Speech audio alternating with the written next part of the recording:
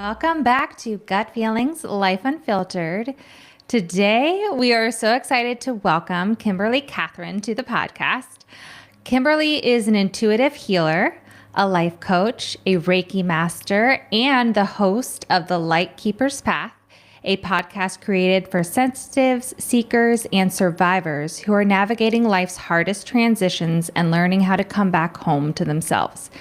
Kimberly's story is one of courage, deep healing, and self-reclamation after more than 2 decades in a marriage that slowly pulled her away from herself while also navigating a multiple sclerosis diagnosis she had been managing since 2000.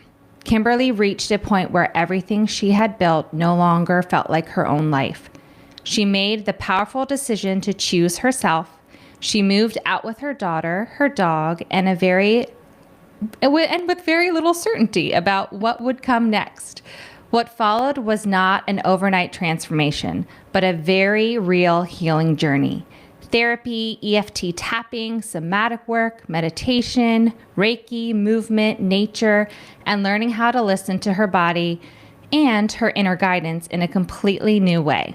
Through this process, Kimberly didn't just become a new version of herself, she began returning to the woman she had been all along. Today, her work helps women move through life transitions, reconnect with their intuition, regulate their nervous system, and remember their own light.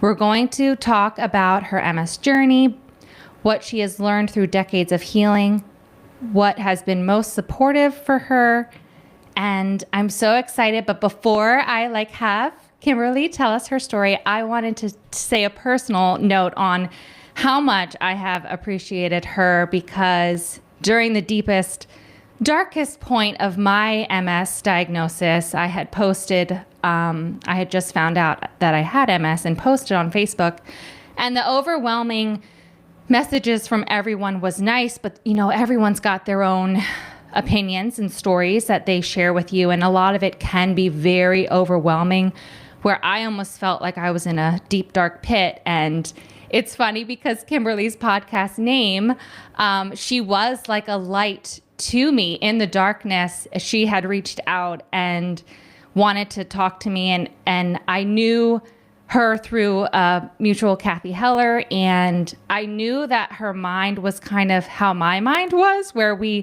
I didn't want to just take drugs to suppress my immune system. And so I knew she was somebody that had the experience of living the life. She had experienced MS much longer than I had, but also where she was in the future. And I was like, this is a goal that she has done, that it gave me almost the permission that I could also get to where I wanted to, the way I wanted to, because she was doing it already. And so I really had appreciated her reaching out to me and connecting, and it just gave me that umph to get going down the path that I was just questioning everything. Yes. So Kimberly, welcome. And we would love to hear your story and everything that you've been through. Oh, yeah. Thank you. Thank you so much. What a beautiful introduction. And thank you for having me on. It's so nice to meet you, Dr. Mel and Dr. Jeanette. So great to see both of you. Yes. I love that you're both wearing red, my favorite color. We are. I have my red glasses on, so there you go. Little leopard. Yeah, my story it's pretty interesting. When I'll diverse a little bit. When I was diagnosed, it was May of 2000. And at the time they had 3 drugs, ABCs, and then there was a 4th one coming on. And it was very scary. I can always replay that moment. And it was basically get your life. Here's 3 brochures. If you want to go to other neurologists, go ahead and get your life together. Wow. I was like, oh, no. Yeah. So my storm began. And, it's interesting because it was pretty stormy. And I made it through, and I was really tested most recently. I want to talk about a recent event because 10 days ago I was rear-ended. Oh. And I've been training for a horse retreat to go horseback riding in England. And I'm so excited. But it really, really triggered me. And it's just so interesting because it just goes to show you that as long as we're still on this plane, that we still have to do the work, no matter how much work.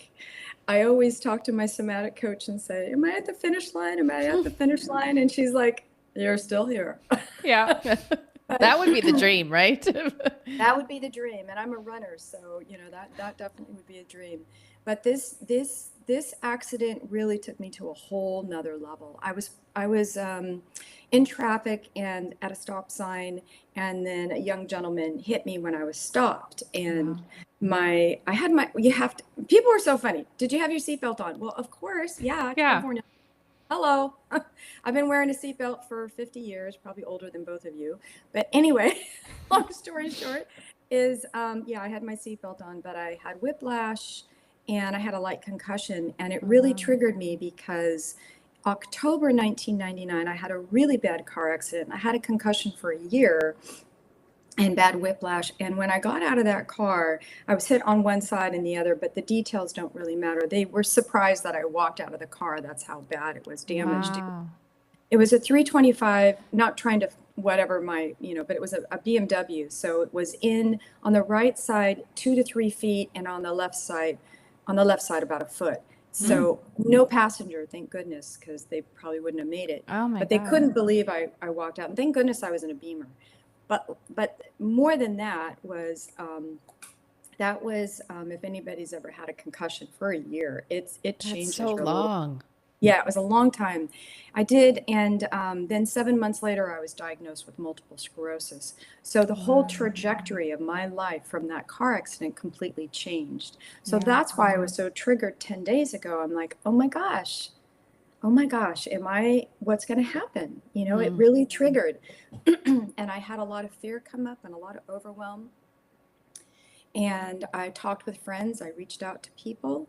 And then it was, it happened on a Monday. And then on a Thursday, I reached out to a Reiki, a crystal Reiki friend of mine. And I said, I don't know what the message is here. I just don't get it. And she said, Kim, you got to go. I'm not getting that it's not don't go. And she was right. And you know what I did? I did exactly what I did back when I tackled MS. I decided and I made the decision, I'm going to get to the other side. I'm going to go through this storm. I don't care what it takes. And big deal, I have a freaking headache. I don't even care because I am going. And I've been training on horses. I'm not a horse person. I've probably gone 4 times in my life horseback riding. Wow. Before this training session, it was at a winery about 15 years ago. You go horseback riding, then you wine taste. And then before that was in LA, where you horseback ride from up to the Hollywood sign and then back down to Mexican restaurant. And Yeah, I think I've done that. That sounds so it's fun. amazing. Yeah. I want to do that. Yeah.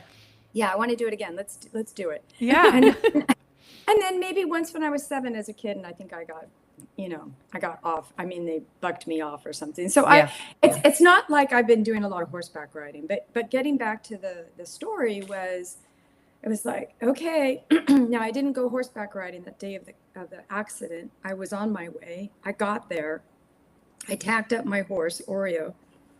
And then the trainer came, excuse me, and my head was starting, and I'm like, oh, I don't know. I'm starting not to feel good. And she goes, I said, I don't know, Vicky. I don't know. I'm kind of not feeling so great. Maybe I should go home. And she said, yeah, Kim, your saddle's on backwards. Oh my no. gosh. Oh So no. I said, I was gonna ask you about that. Yeah, I was gonna. Oh. So I went home, came home, called the, insurance, went to the ER. They were amazing. And they hooked me up with some different stuff and some pain meds. And more than anything is they did some x-rays. So I didn't have any, I was just afraid, with whiplash, you don't Yeah. anything. But it was amazing when I walked into the x-ray room, when I walked down to it, I said to the gentleman, the technician, I said, Lewis, I was on my way to go horseback riding and this young gentleman hit me. I was really startled. And he goes, oh yeah, I'm sorry. And then I walk in and I stand there, and to the left, right above the x-ray machine, there's like a painting of a bird. And then when I'm standing, looking directly where, where you're facing when you're doing x-rays, Yeah. there's a mural with birds. Now, I always say, and I even did a whole episode on it, that my favorite radio station is the birds, listening to the birds. I didn't even know that was an option. Yeah. That sounds amazing. And I said, oh my goodness, the universe has my back. Yeah. The birds are talking to me. Everything's going to be fine. Aw. I know. So that was the first, I call them winks or signs or something. And that was my first message. And then I still needed a bigger one. And my friend said, no, go, go, go. So on that Thursday, I said, I'm going to go. And I had already had one acupuncture treatment. I had 2 more. So I had 3 that week. And then I did infrared sauna, which is like the red light. And then I have my 3rd acupuncture treatment. I have one today after this. And I went to a Dr. Joe conference, Dr. Joe Dispenza. So I'm in a couple groups with that. I got a coherence healing on Wednesday. Oh. Amazing. I still need to do that. Let's go to one. Yeah. Seriously.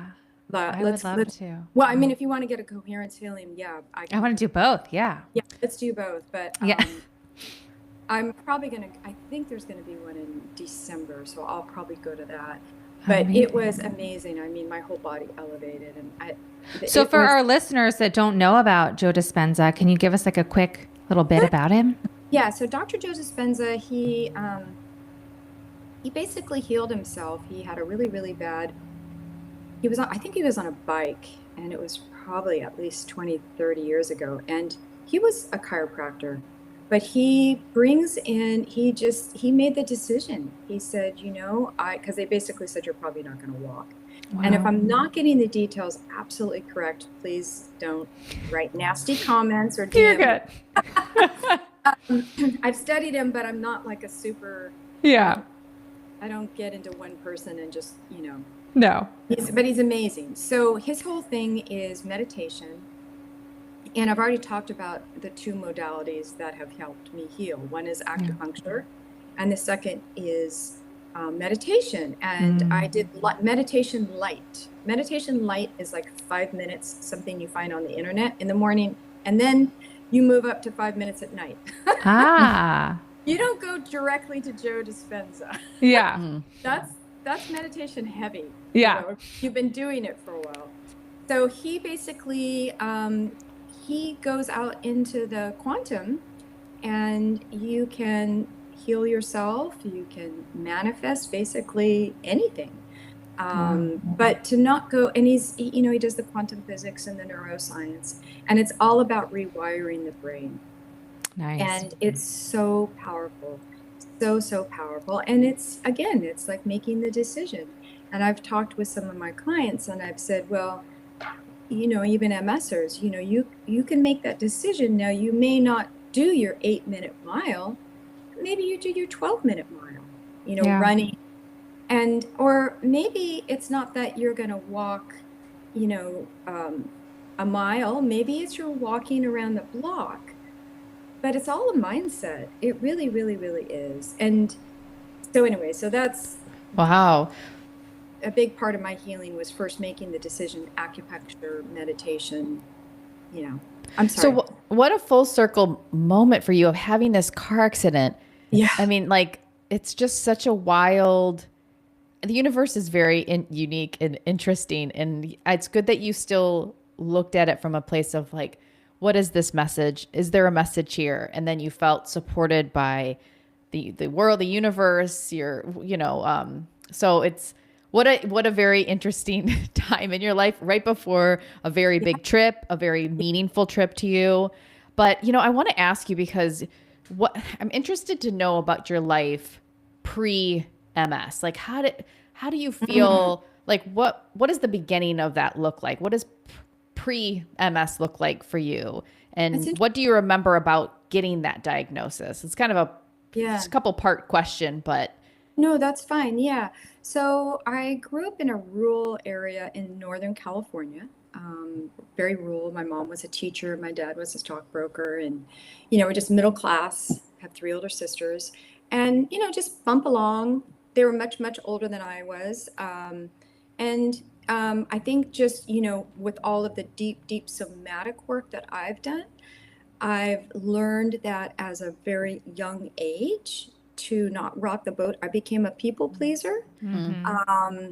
And I also didn't really realize that I had narcissism in my family. Not my parents. It's interesting. It's usually a parent, but it's an oldest sister, and she's not really any longer in the picture.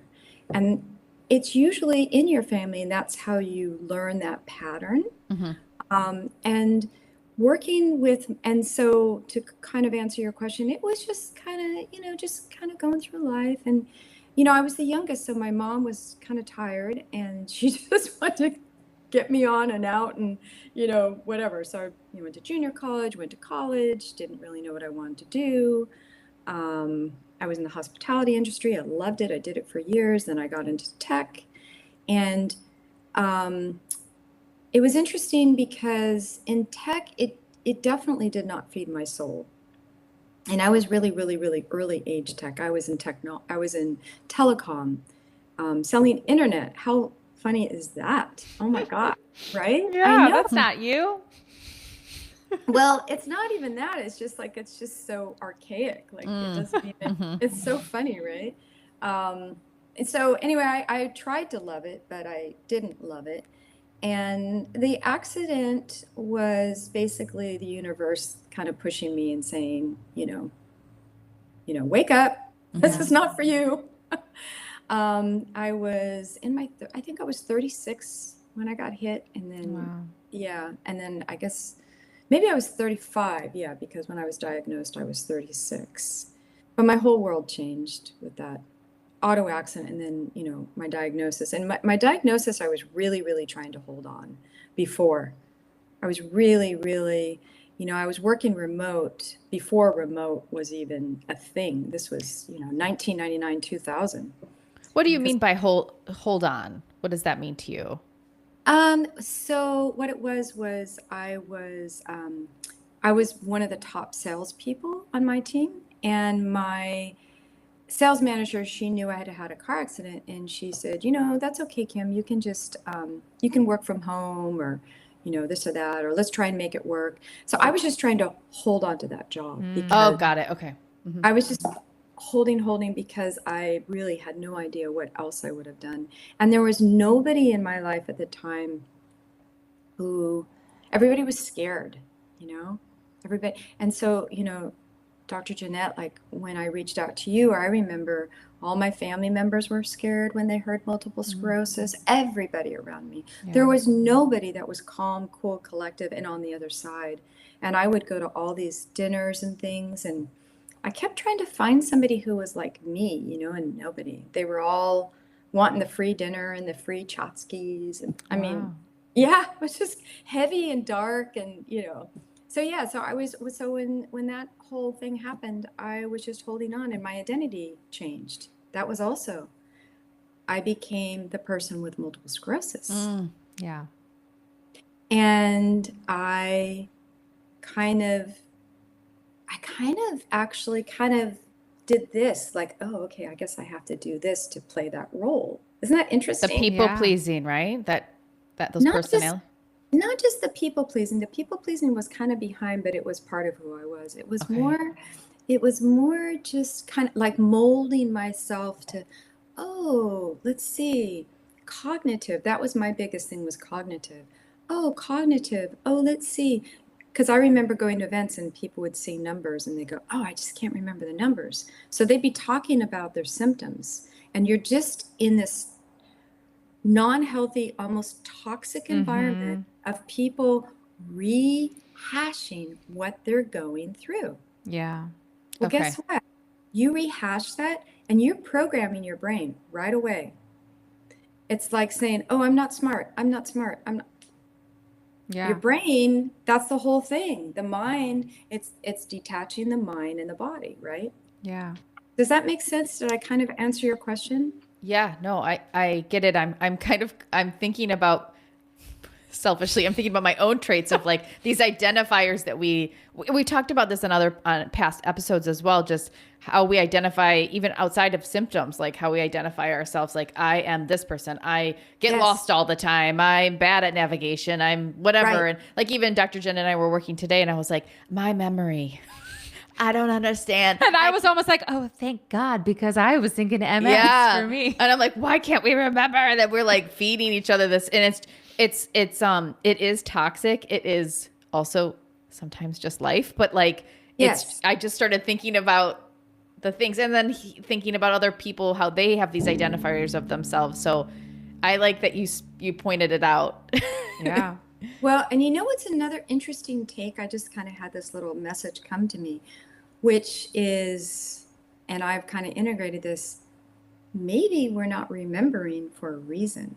And I'm not saying that we're shutting it out because of trauma and we want to push it away. Maybe we're not remembering it because it's not important.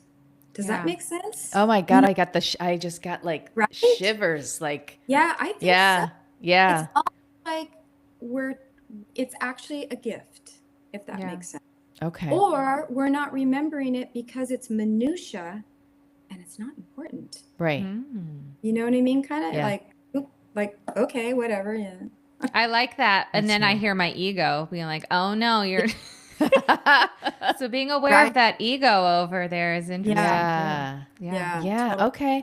No, I know. I like that because I think about the space that I have and the priorities that I have now are different than when I was in my 20s. So I could remember like from a chiropractic standpoint with patients, I could remember like what this patient's Aunt Susie had for dinner. You know, I could remember all these things, but now I'm like, how come I can't remember, but I really don't need to remember that. It's true. Right.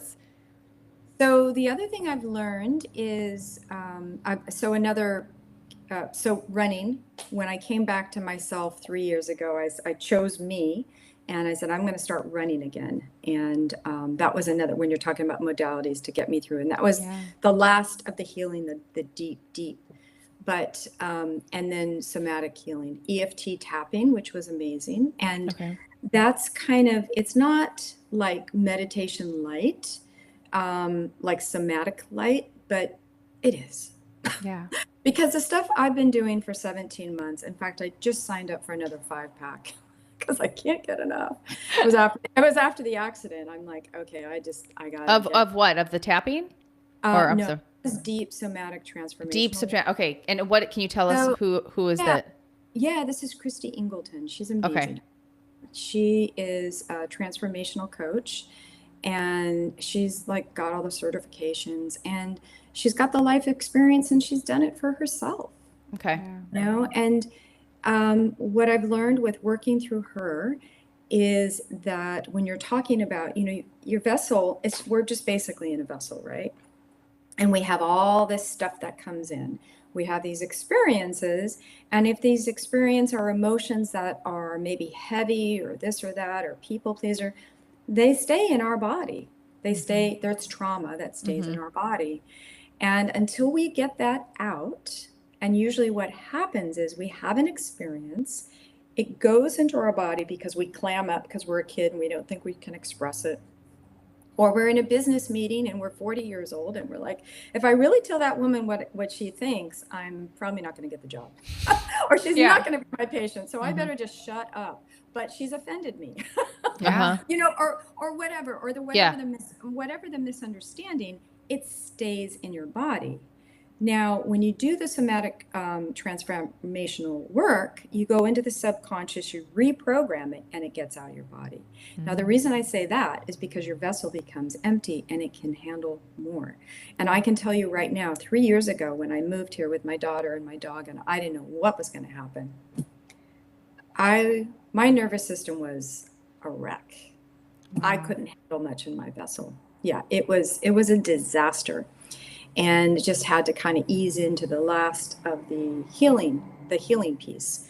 But so I say that because when you're saying you have patients who I can't remember what they had for dinner or this or that, you've had a lot more life. You're probably, I don't know how old you are, but I would imagine at least 10, 12, 15 years. 42. Yeah. Okay. Well, you look amazing.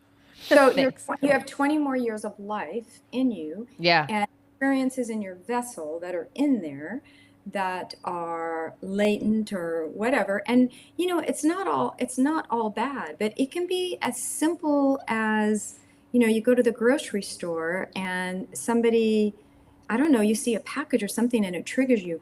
And usually the trigger is not what you think it is. Isn't that It's so? so true. Yeah.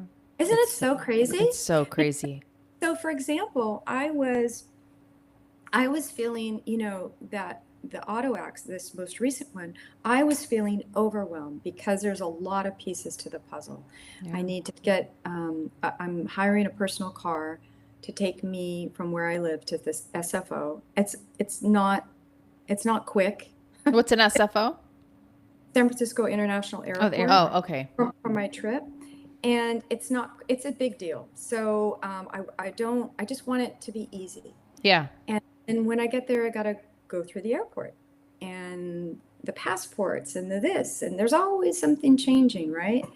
And then all the people. And I haven't been to Europe for 24 years. It's a long time. Yeah. Everything's changed, right? They've had the Brexit, they've had the this, the Mm-hmm. COVID, the 9/11. I mean, you name it, they've had it, right? The heat wave, the non-heat wave, the Yeah. cold. What else is there, right? And then I'm moving a lot. I'm going from London 2 nights to down to Fowey, which is southeast, Mm-hmm. and then I'm going to my retreat, and then I'm going Glastonbury, and then I'm going back to London. So I've got like 5 different, lot of moving, Yeah. solo, Wow, you know, good for you. Yeah. pilgrimage.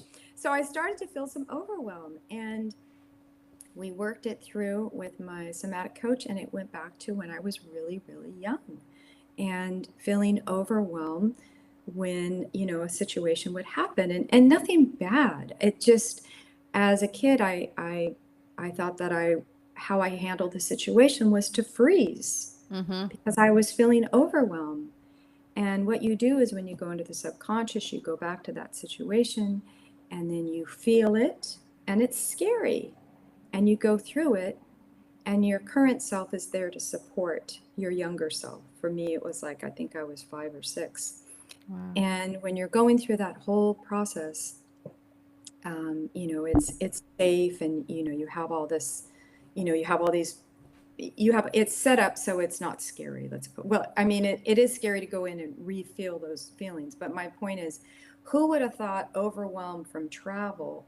You would just think it was that at a surface level, but it was kind of really deep. Does that make sense? Or Totally. Yeah. Now, what do you think? Okay, just because we're human, right? And Yeah. being a human has its challenges.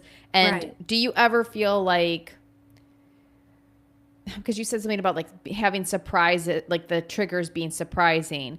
Is there Yeah. ever a point, and maybe we talked about this already, but Oh, like where- where you're just like, it's just so weird how the things come up and you're like, how did that, I thought I was over that, or I thought like, I talked to my therapist about it, or I haven't thought about that in 30 years. I mean, Right. like, can you talk about, I guess just Absolutely. more Yeah. about that? Because I think our listeners, like, just the clarification of why we get these triggers and what is going on with us. Yeah, no, absolutely. That's so valid.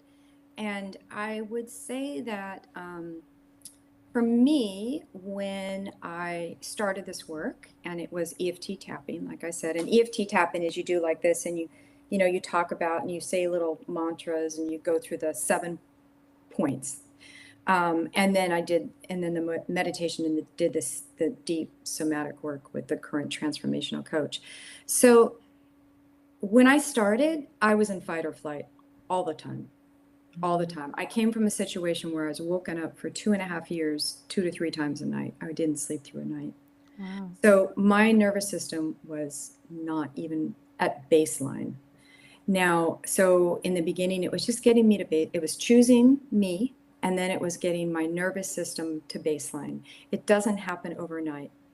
And then when I started to get it to baseline, and it wasn't just always, like this, it was doing the deeper level. Because like with anything, and I'm sure both of you know, when you do your work, you're not going to go in go in deep and, Yeah. excavate the cavity right away. You're going to start to, let's clean the teeth. Let's see what's going on. Mm-hmm. So to kind of answer, it really depends on where you are. And I've had that same question, but I have to tell you, with this deep work I've done for so long, I don't really have that many triggers anymore. Mm-hmm. I really honestly don't. After my session on Sunday, which was like, let's see, Thursday, Friday, it was like 3 or 4 days after my questioning, and I made the decision, and I'm like, okay, I'm doing this trip. I was pretty exhausted, because you're pretty exhausted after, because you're moving energy, you're moving cells.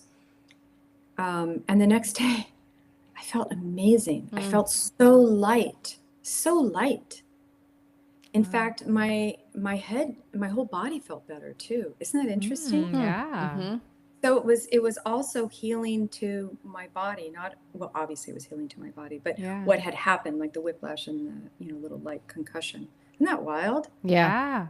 Does that kind of answer your It question? does, because I think, a lot of our listeners and our patients are like, oh, does it ever end? And it doesn't, what does this look like in a couple years? Like that lack of hope, that lack of, I don't know. And I know from my own personal story, so I lost my husband 4 years ago while I was pregnant, and I am a completely different person. And I've done a lot of different techniques, a lot of different ways of rewiring my brain. And I can say it to patients and people, like, it does get easier. You're not as triggered. It's not as so sensitive on the surface of your skin where you just a little bit, it's like, ouch, So but I like to hear the perspective of other practitioners on, to give people hope, to know that it's not always this hard. Right. And, also I would just kind of say too, that it's not one thing, Yes. Yeah. And, like Dr. Jeanette was so helpful and gave me recommendations for, D3 and supplements and all that stuff. And that's so great. And in the beginning of my MS journey, I did that. And I was strict on my diet. I've done every strict diet, not to lose weight, just for like inflammation standpoint. And different, my acupuncturist, he got me on a very strict diet at one point. So that is good, as we know, but you have to do other things also, right? Mm-hmm. Yeah. And I think, I would love to hear more of your MS story, your, like, the symptoms that you had over the years, and like what you had found that maybe would flare your symptoms, and what kind of seemed to, you've done like so many different treatments and therapies. What all, I know it's multiple things together, obviously, but what things kind of helped move the needle for you? Absolutely. And Dr. Mel first, did that answer your question? It did. Absolutely. Yes. Yeah. So I would say with your patients, just bring something else into the mix, and it could be as simple as play. When was the last time our patients played? I know. That's what Dr. Shed and I talk about all the time, that it's a prescription. Like fun is a requirement. Fun is a requirement. So, and then going back to MS, so symptoms. So I had vertigo 3 different times, anywhere from 2 to 3 weeks at a time. It was, I hope you haven't, or I hope you don't get it. Yeah. But it's not fun. Yeah. Everything's spinning. Oh my God. Wow. Yeah. And let's see, I would have things on my left side. And from a body, or, somebody would say, oh, that's the male, or I don't even know, male, female, what the left side represents. But anyway, I would get things on my left side. I would get numbness, tingling. I had double vision in my eye. Yeah, or eyes. I don't remember what they call that, something with the double vision. And numbness, tingling down my leg, a lot of cognitive stuff, confused, focus, concentration, all that kind of stuff. So unable to walk once or twice. Wow. So and the overriding fatigue, just exhausted, exhausted. just Yeah. overwhelmed and exhausted. What was the trigger? Stress. Yep. That's what I found too. Mm. Yeah. What was your, like, did you have stressors at that time? Like, was there specific stressors, like family or whatever? Like, what was for you? Yeah. What was it? So the triggers were stress and not being my authentic self. Mm-hmm. Man. Yeah. And, it could be as simple as wanting to wear this fun sweater, but needing to wear the navy blue Talbot's sweater. Sorry, Yeah. Talbot's, but you know what I mean. Oh, Yeah. totally. Yeah. Yeah. I feel like and honestly, before we got on, Jen and I were talking about authenticity. I feel like that is the word of my year of my life. I feel like to when you're living authentically, the life just flows. And even tying it into, like autoimmune conditions, Yes. when you are not living from your authentic self, like what it does to your nervous system, which then triggers your immune system, which then can lead to some of these autoimmune conditions. Right. Exactly. Yeah. Exactly. It's So, fascinating. so the stressors were, that work where I was in telecom, it was toxic. It wasn't really, I love sales. I was in sales. I was a top salesperson, but it wasn't, it was kind of it wasn't kind of, it was cutthroat. Yeah. It was nasty. Sales are hard because you're only as good as your, what do they say? Last You're only as good as your, the next sale or something. I don't know. You're only as good as your last sale. Wow. And it's Yeah. done. And then it's done. I went to President's Club a couple times. I had some great trips, but then you're at the end of the trip and you're like, you almost get a pit in your stomach because you're like, oh, I got to start over again. Oh, God. Yeah. So hopefully you sandbag. And when you sandbag, it's like you have done deals that are just in your back pocket that you just but pull that's out when you get back home. Oh, my God. I know, not sales is a certain personality type. I think that's okay with that. I want to, I kind of want to talk about your podcast too. I want to hear about who you speak to, like who's the base that you speak to, and the people that are you're helping out there. Yeah, definitely. Well, it's so funny because I just had my 1-year anniversary about 2 weeks ago. Hey, congratulations. Congrats. We are like anniversary twins over here. Yeah, we just had our 1 year too. Oh, congratulations. That's so awesome. Yeah. And it's funny, when I first started, I was still going through the storm, still going through it. And so, I was like, I hadn't worked for 25 years. So Wow. I didn't even, and I didn't even know how to use Zoom like a year before that. I didn't know how to do anything. I know, right? Isn't that so crazy? Self-taught. Yes. So in the beginning, I didn't really have guests. It was just kind of, hey, this is my story. I went through this. Well, I thought I was through the storm, but I wasn't. I was still in it. I'm here to find your inner light, which, but it's good to kind of, it's fun to go back and reflect. And so who is my target audience are people who, I wasn't quite sure if it was just going to be MSers. And I thought, I don't think so. I think it's going to be all people who are going through the storm, and they're going through the thick of it. And I'm going to help them find that inner light. And, the inner light, it can be dim at first, and it's going to be okay. I'm going to make it through today. I'm going to make it through 1 hour, And so in the beginning, I really did just little snippet things of meditation, journal, get some fresh breath air, just simple kind of things. Mm-hmm. And then it's interesting because after my auto accident, my 1-year anniversary, and then that recent auto accident, I get people coming to me all the time soliciting to be on my show. Isn't that wild? Yeah. Interesting. I had last week, I had 6 people in like 25 hours. Oh. Yeah, I know. Is that amazing? It is amazing.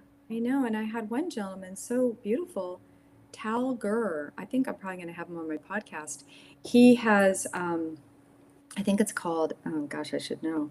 Anyway, he has this platform, and he recommends books, and he recommends and he's recommending he has a whole recommendation of my podcast on his That's amazing.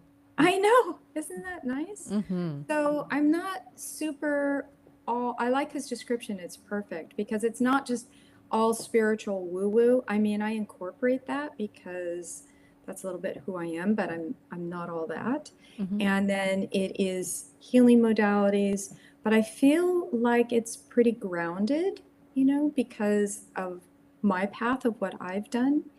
And when you're going through it, I would find answers or something, and it would be like, oh, this is it. I found it. This is it. And then I'd be all, yeah. And then it's like, no, there's other things too. Or And- it doesn't serve all the time, darn it. Okay. And you also work with clients one-on-one? Mm-hmm. Yeah, Okay. so I do everything over Zoom. So I'll do, I'll do a one, or we can do a package and have like an end goal. Yeah. So what does that look like for clients wanting to work with you? So basically it kind of depends. I'm a Reiki master. Oh, well, yeah, that's right. I became a Reiki master in 1999. Forgot about that part. Oh, It's been so long. yes. And I've practiced ever since. I would give it to family members, and I've done distance healing since 1999. So it's Wow. kind of funny that it's a thing now, which is great and beautiful. Yeah. But all of mine is distance, so I can do Reiki healings, distance, and or intuitive coaching. So it's basically I'm a high intuitive, and we can just go through and stream it down and put some goals together. Or sometimes it's just simply needing like a conversation, kind of like I did with my friend about my trip. Now, Yeah. I can definitely do it for others, but sometimes doing it for yourself on something like that where there's high emotion, it's a little tricky to do. If Yeah. that makes Amazing. And for somebody newly diagnosed with MS or any other autoimmune condition at that, what would you wish that someone had told you that you never got and you had to figure it out yourself? Oh, well, I would say that the power is within you. Mm-hmm. You have the choice.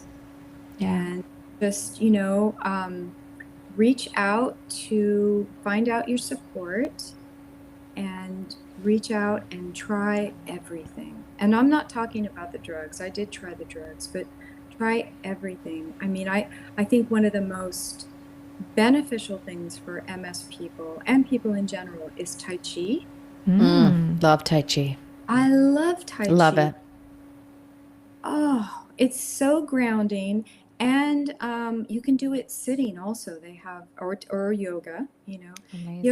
Yoga's kind of interesting because, I think it's probably in the last 20 years gotten so shishi. So it can be, you can go into a class and it can be very intimidating.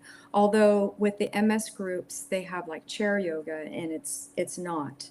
Okay. But yeah, I would just say be gentle on yourself, be loving and kind, and it's going to be fine. Everything's going to be great, and you're going to get through it, and reach out for help. And you might find that your circle of support is not going to be who you think it's going to be. Wow. In fact, probably not. Interesting. When I mean that, like your family and your current friend group. And Yeah. it could be, but maybe not. Do you think that's because of the learned systems that are in place, especially with your family, right? Like they're the people that you like developed these kind of patterns with that sometimes can be toxic or not as supportive as you think, or not what you thought it was. And then when you have this chronic illness, it's like, I don't know. Is that what you mean by that? If they've done deep work, and I used to think, what does deep work mean? Yeah. Well, deep work means going and healing the inner child and all the misunderstood messages that you receive. And if your family's done that, then you're fine and you're friends. But haven't you ever noticed when you change a behavior that your friends change and everything changes? I have. Oh, yeah. When I let's say for example, you lose weight, or you all of a sudden start to do something, because your vibration changes. Yeah, does that make sense? Absolutely. I mean, like 100%. my people who I'm not in contact with many, and it's not because my vibrations changed. It's just completely changed. So they don't even come into my life. Thank you for pointing that out, because sometimes it's hard when we're like, why are we not, why have things changed with that person? Or why am I not wanting to spend time with them? Or why things feel different? And the kind of codependent in me is like, oh, I need to make it work. It's like, but it's true. When you start doing that inner deep work, things just kind of fall into place where they need to be, especially with your relationships. So I agree, but you put it into such more beautiful words. I like that term, that your vibration has changed, because that like feels, it's like, it's not their fault. No, it's not your vibration has changed. Yes. Right. I like that. Well, haven't you ever known that girlfriend, and she has a nasty boyfriend, and then she finally breaks up and everybody's like, yeah. And then 3 months later, 2 months later, she gets the same kind of nasty boyfriend. Every time. And then it just keeps happening. Oh, yeah. Because she's in that cycle. Yeah. And, no blame on her, just needs to go and figure out why keeps attracting that same thing. Here is the perfect example. And shout out to Kathy Heller, because I love this example. I don't know if you ever heard this. She has so many stories. But one of them is when you go into, because, she was in music before, you go into a guitar store and you do a certain, I can't even think of it, No? The G string. The G string. All of the other guitars do the same. Whatever note you do. Yeah. It's so cool. Yeah. So it's the same thing. Yeah. I mean, haven't you ever noticed, like with all this deep work I'm doing, I feel so good and just kind of zen. I still have a little slight headache and a little slight in my neck, but I'm not worried about it. It'll all be fine. But last night, my daughter and I, we went to dinner. And we've been to this place many, many, many times. We love it. But I just noticed, I'm like, God, there's people here. And yeah, they're walking around, but it feels so zen in here. It just feels like we're all on the same zen. Like, Love that. It's, and I do feel like that the nervous system is a part of that, where when you have that nervous system and you co-regulate with other people. Yeah. That's exactly it. And when you do this work, because I would say to my coach, I'd say, hey, okay, I'll do another package, but I just want to know, if I do this package, does it help my daughter and like my family? And she goes, oh yeah. So when you do this deep work, it affects 7 generations ahead, 7 generations below. Yeah. Oh, I like that. It's amazing. Isn't that wild? Yeah, we're just undoing that generational trauma. Yeah. Ancestral trauma. Yes. Ancestral trauma. It's all kind of coming like, oh, I get it now. Oh, I understand. Isn't that wild? Oh yeah. And it really is true, because I've noticed with family members, like, yeah. And to know that you are the conduit of those 7 generations in front and behind you is like so powerful. It is so powerful, right? Yeah. And there's no ego involved, because I'm doing it because I wanted to. Yeah. But what a nice benefit for them. Yes. They don't have to pay. Yeah, right? I know. They're getting a deal. They are. I didn't have all the tears. I would. So true. We're the ones with all the tears. Yep. We're the ones with all the tears. Oh, well, thank you. This has been such a great experience to talk to you. Thank you. Yes. And I'm sure we could talk forever, because you have so many beautiful stories. And I think you're going to help so many. You already have helped so many people with your experience and your life story. And then I can't wait to hear about your trip when you get back. Yes. I can't wait. I'm going to Glastonbury. In fact, my Reiki, my crystal Reiki lady, I'm going to get a treatment with her today. I got to get it all. Yeah. She's the one who told me about it. I'm going to Glastonbury, which is the heart chakra of the world. Isn't that amazing?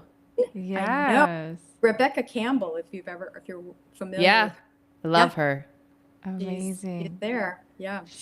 Is that where she does retreats there. Oh. Are you doing her retreat? No, I'm not doing her retreat. Okay. I'm scoping it out, and I'll be definitely going back. Okay, cool. Amazing. Well, thank you so much for coming on and talking to us. Absolutely. So fun. And is there one thing that you would like to leave our audience with that we have not asked you yet? No, I would just say that, if it's really, really dim and it's really, really having a tough time, and I've been there, I would recommend taking a hand, putting it on your heart, closing your eyes, and just breathing. Just breathe. Yeah. Just breathe. We forget to breathe, We guys. do. And Yeah. yep. I love Just that. breathe. And then your next step is maybe take a pen and journal. And you don't have to buy a fancy journal. You can use a spiral notebook from one of your kids that wasn't used. Yeah. Or that, something Yeah. like that. So Yep. Amazing. Well, guys, we will drop all of Kimberly's links in the show notes and you can reach out to her. And I think she's giving you guys a nice freebie. So until next time, have a good one, guys. Bye. Thank you. Bye. thanks.